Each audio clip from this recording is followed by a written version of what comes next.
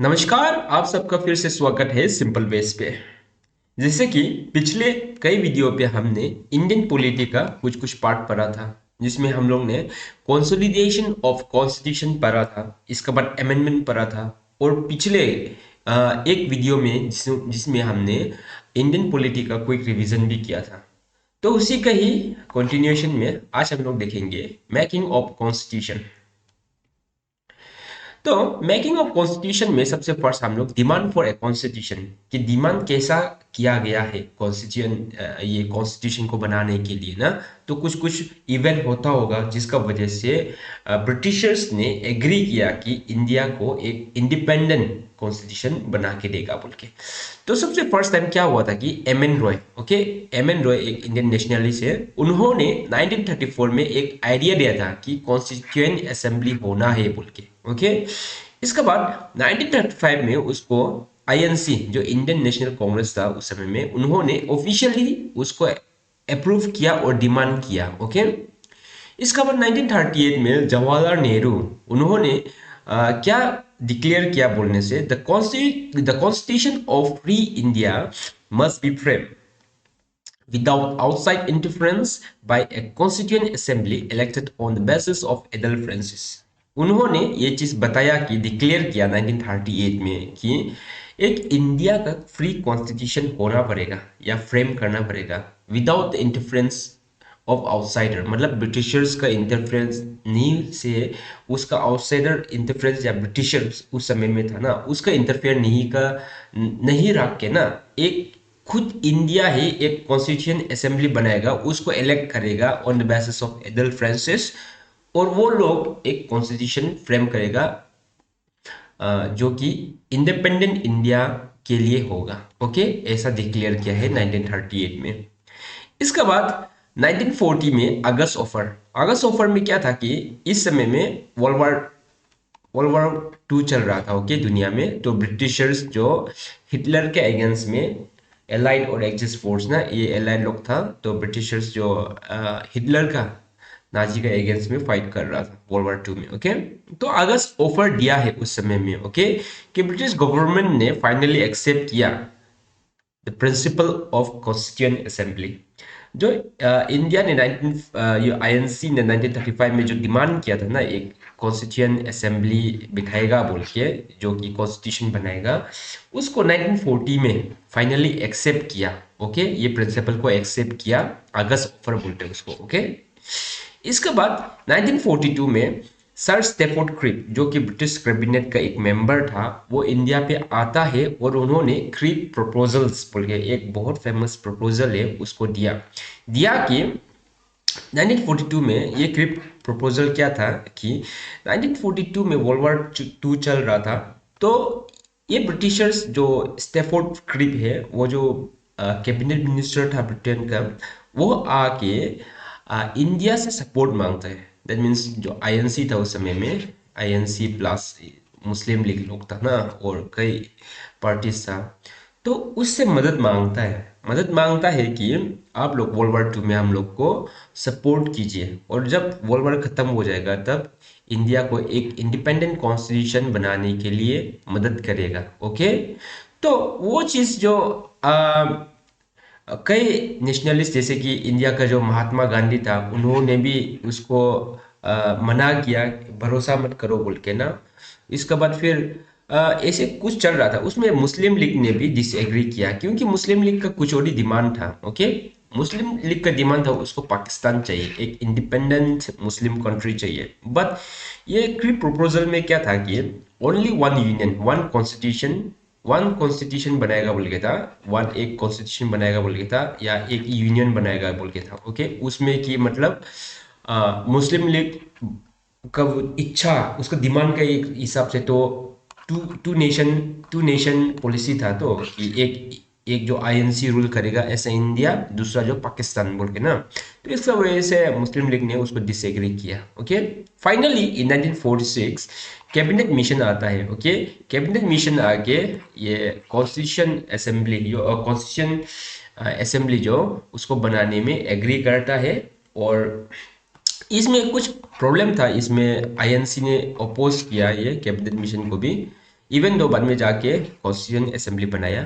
क्योंकि ये क्यों अपोज किया था बोलने से आईएनसी ने कुछ प्रोविजन था जो कि प्रोविंस वाइज ना, प्रोविंस को ज़्यादा पावर दे रहा था, रिलीजन बेसिस में प्रोविंस को सेपरेट कर रहा था, इलेक्टोरेट सेपरेट इलेक्टोरेट ना।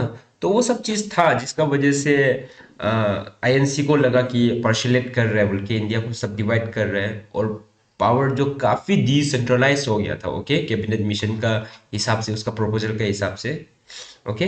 तो ये सब था कि कैसे हो के कॉन्स्टिट्यूशन जो असेंबली है, कॉन्स्टिट्यूएंट असेंबली है, उसको डिमांड किया है, कैसे करके एक्सेप्ट होते आया है, ओके।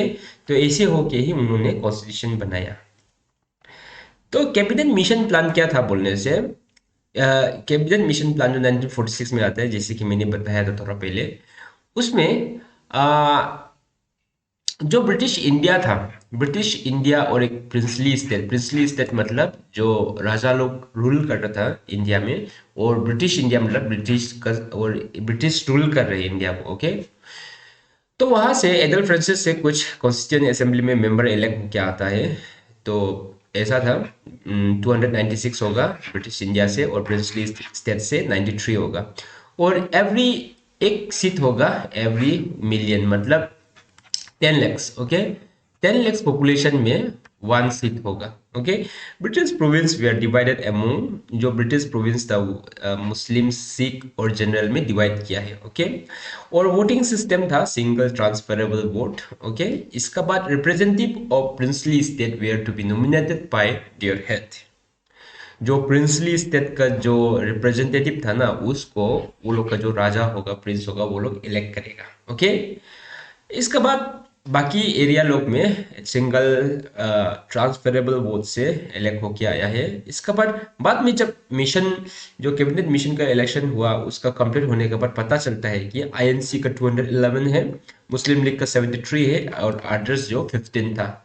उसको देख के मुस्लिम लीग जो काफी नाराज हो गया, क्योंकि वो लोग का कैंडिडेट बहुत कम था आईएनसी का कंपेयर में। आईएनसी अकेला ही एक मेजोरिटी गवर्नमेंट फॉर्म करेगा ऐसा था। तो उसका वजह से उसका जब आईएनसी का दबदबा ज़्यादा होगा इसमें भी, उसका वजह से मुस्लिम लीग ने बॉयकॉट करना शुरू कर दिया एक कॉन्स्टिट्यूएंट असेंबली को, ओके। इसका बाद वर्किंग ऑफ कॉन्स्टिट्यूएंट असेंबली। तो फर्स्ट मीटिंग, ये डेट इंपॉर्टेंट है, दिसंबर 9 1946 में कॉन्स्टिट्यूएंट असेंबली का फर्स्ट मीटिंग हुआ था, ओके। ये डेट इंपॉर्टेंट है, जिसमें मुस्लिम लीग ने बॉयकॉट किया था। क्योंकि यहाँ में रिजल्ट दिख रहा होगा, मुस्लिम लीग काफ़ी कम है, माइनॉरिटी है, तो वो लोग सोचा है कि वो लोग का जो डिमांड है वो फुलफिल नहीं होगा। क्योंकि कोई भी जगह में ना, कोई भी हाउस में अगर मेजोरिटी कोई भी बिल को एक बनाने के लिए अगर मेजोरिटी का सपोर्ट है तो ऑटोमेटिकली बन जाएगा। क्योंकि माइनॉरिटीज जो, उसको जितना भी डिमांड करो ना, जब तक ये लोग जो मेजोरिटी है उसका इच्छा नहीं होगा तो बिल पास नहीं होगा। तो उसका वजह से मुस्लिम लीग ने बॉयकॉट किया कॉन्स्टिट्यूएंट असेंबली को। फिर डॉक्टर डॉक्टर सच्चिदानंदा सिन्हा, जो कि एक टेम्पोरेरी प्रेसिडेंट इलेक्ट किया, ओके, कॉन्स्टिट्यूएंट असेंबली का। इंपॉर्टेंट है डॉक्टर सच्चिदानंदा सिन्हा। इसके बाद में जाके जो डॉक्टर राजेंद्र प्रसाद था, उसको परमानेंट प्रेसिडेंट बनाया है। इसके बाद उसका जो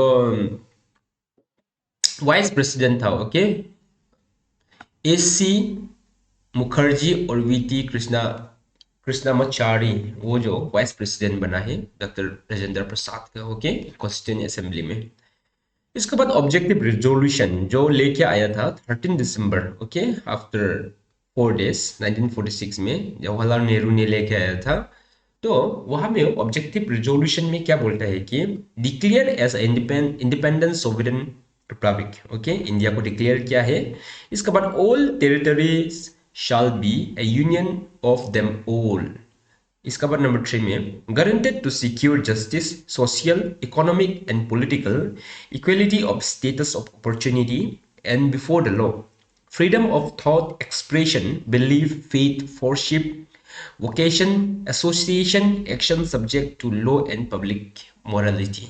ओके, ये सब था ऑब्जेक्टिव रेजोल्यूशन। नंबर 4 में क्या था, safe guard backward and minority and depress classes. तो जो बैकवर्ड क्लासेस था, डिप्रेस क्लासेस था, उन लोगों को भी सेफ गार्ड करने का एक रेजोल्यूशन पास किया था। ओके, ये रेजोल्यूशन जो unanimously adopted by the assembly on January 22, 1947। ये जो भी रेजोल्यूशन था उसको यूनानिमसली एडोप्ट किया है। ओके, इसके बाद कुछ अदर फंक्शंस लोग था जब कॉन्स्टिट्यूशन बनाया था उस समय में। रेक्टिफाई द मेंबरशिप, ये कॉमनवेल्थ का मेंबरशिप रेक्टिफाई किया है 1949 में।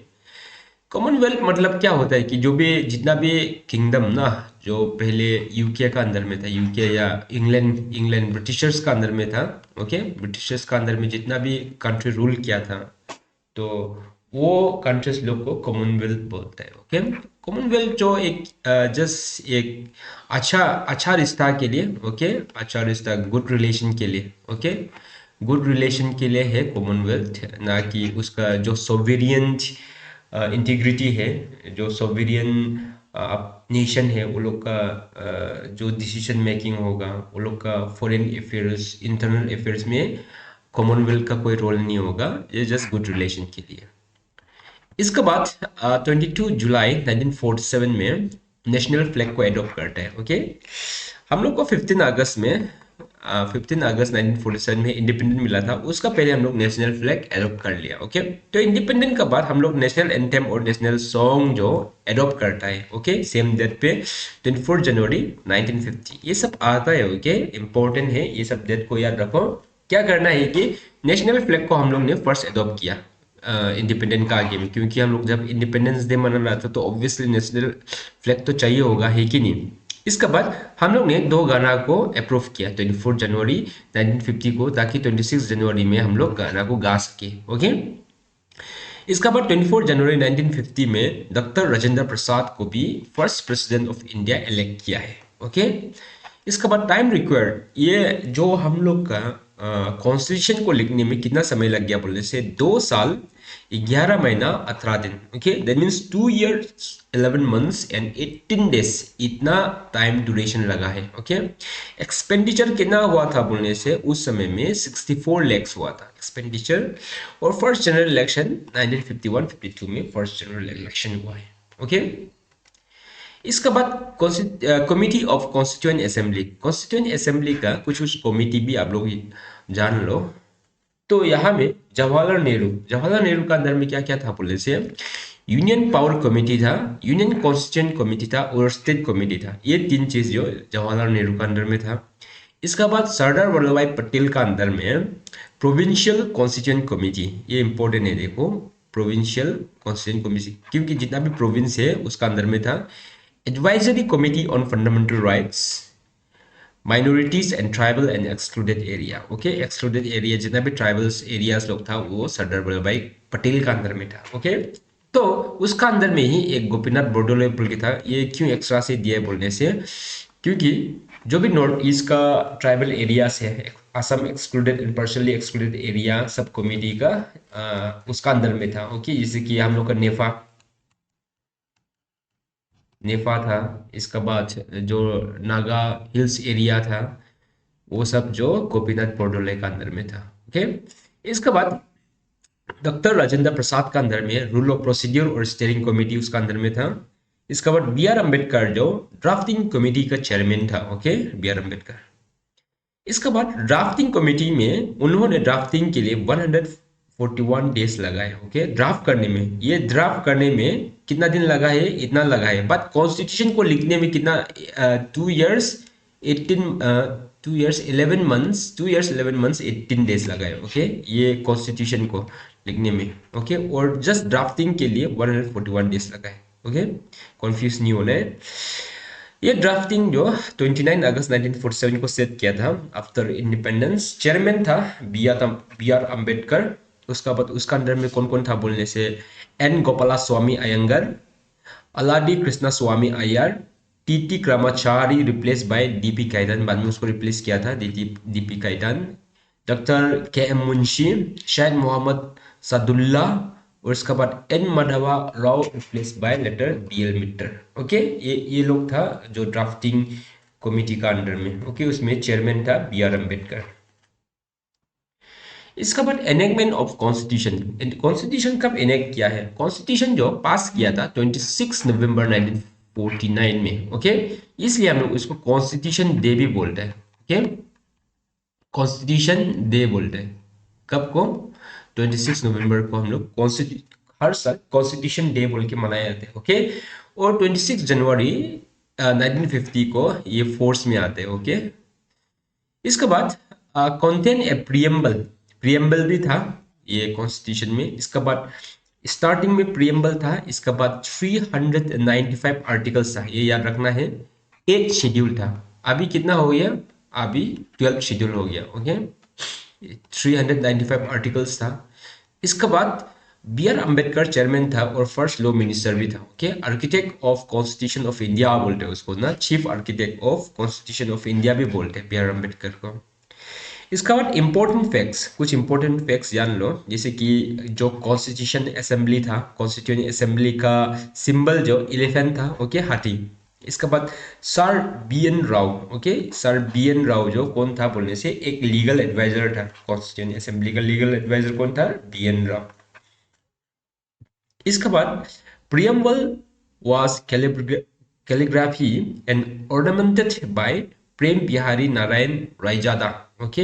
ये प्रेम बिहारी नारायण जो उन्होंने कैलीग्राफ किया है और ऑर्नामेंट किया। कैलीग्राफ मतलब जो हैंडराइटिंग खुद से लिखता है ना, और उसके बाद ऑर्नामेंट मतलब जो डिजाइन विजाइन देता है कॉन्स्टिट्यूशन का, वो सब सब कुछ ये प्रेम बिहारी नारायण रायजादा ने किया है, ओके।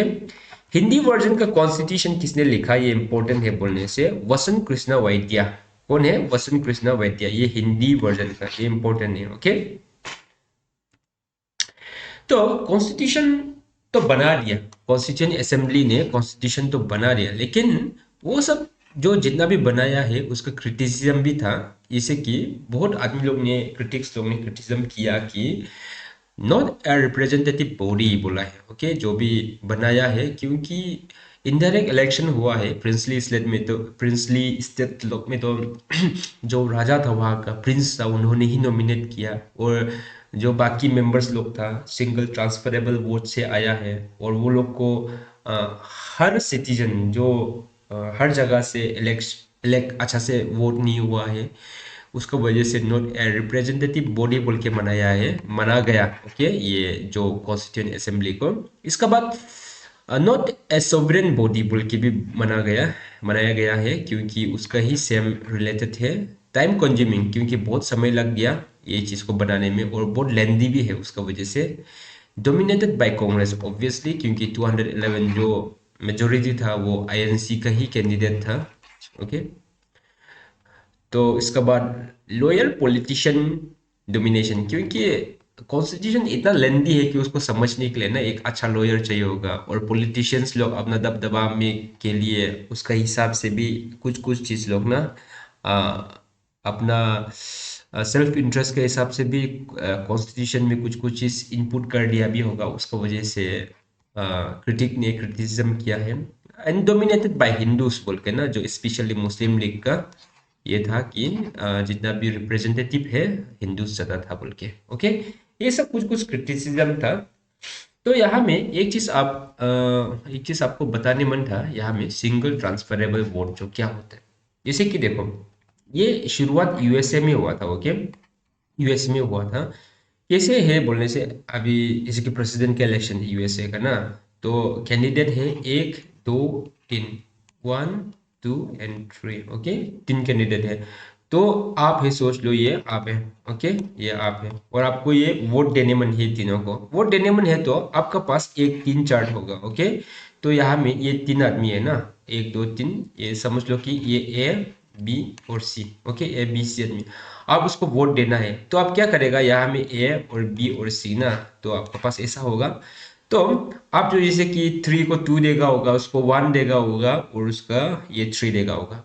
आप प्रेफरेंस दे रहे, समझ रहे हैं कि आपका सबसे फर्स्ट प्रेफरेंस है बी, ओके, कि आपका सबसे सबसे फर्स्ट प्रेफरेंस है ये बी जो प्रेसिडेंट बनना है बोल के। इसका बाद सेकंड प्रेफरेंस में आप जो ए को प्रेसिडेंट बनना है बोल के, थर्ड को ये, ओके। तो ये तीनों है, तो ऐसा हो के वोट जाएगा। तो बाद में जाके अगर अलग अलग स्टेट में अगर ये इंसान जो जीत रहा है, ए जो जीत रहा है, बी जो नहीं जीत रहा है बोले से, जब ये एलिमिनेट हो जाएगा तो आपका वो जो लॉस नहीं होगा, क्योंकि आपका ये वन दिया था तो चलो ठीक है ये एलिमिनेट हो गया, बट आपका जो सेकंड प्रेफरेंस है ना, तो आपका वोट जो ये आदमी को जाएगा। ओके, दैट मीन्स आपका वोट लॉस नहीं हो रहा है। ऐसा ही पॉलिसी टाइप का होता है, कोई अलग अलग कंट्री में थोड़ा थोड़ा उसको एडिट करके बेचता है। वही सेम चीज को हम लोग सिंगल ट्रांसफरेबल वोट बोलता है। ओके, बाद में जाके काउंट करेगा, बाद में जब दो लास्ट टू स्टैंड हो जाएगा ना, ए और सी हो जाएगा, तो उन दोनों के बीच में कंपटीशन होगा। ओके, ये रहा कॉन्स्टिट्यूशन असेंबली का कैसा बनाया है, कौन कौन ये सब एम एन रॉय, ये सबको देख लो। डेट वेट याद रखना है, क्योंकि एग्जाम्स लोग में ना आजकल इंडियन पॉलिटिक्स से बहुत क्वेश्चंस आता है। बड़ा एग्जाम हो या छोटा एग्जाम, तो यहाँ से सिली सिली सिंपल सिंपल क्वेश्चंस आ सकेगा। तो होप आप सबको समझ में आया होगा, समझ में नहीं आने से फ्रीली डाउट पूछ सकता है। और अ, आज के लिए ये सेशन इतना तक ही रखिएगा। नेक्स्ट वीडियो में कुछ नया टॉपिक लेके आते हैं। देखने के लिए थैंक यू सो मच, फिर मिलते हैं नेक्स्ट वीडियो पे।